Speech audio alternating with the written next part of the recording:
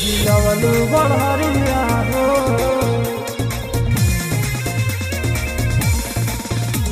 डोला के कमरिया मार करवलु हिलवलु बढ़िया हो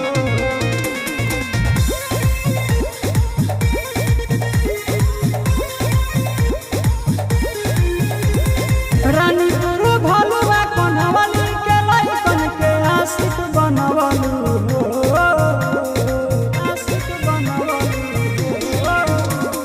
रानीपुर भलुआ कन्हवली के लइकन के आशिक बनवलु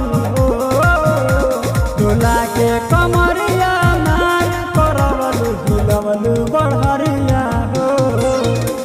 डोला के कमरिया मार करवलु हिलवलु बढ़िया हो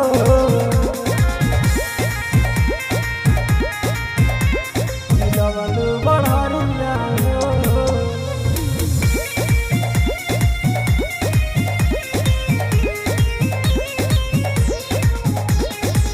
जब से बसतपुर में भइल बवाल हो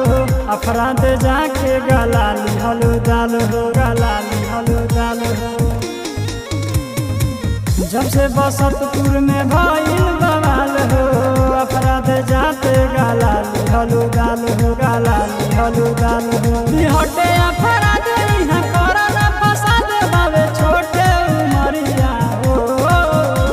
डोला के कमरिया हिलवलु बढ़िया हो डोला के कमरिया मार करवलु हिलवलु बढ़िया हो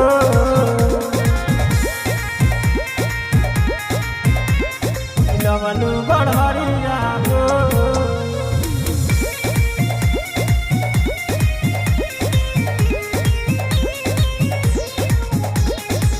फेमस भइल बारू वीडियो बना के सबका से अपन प्रोफाइल दिखा के फेमस भइल बारू वीडियो बना के सबका से अपन प्रोफाइल दिखा के दीपक विश्वकर्मा छोटू रोशन संग लूटे लहरिया हो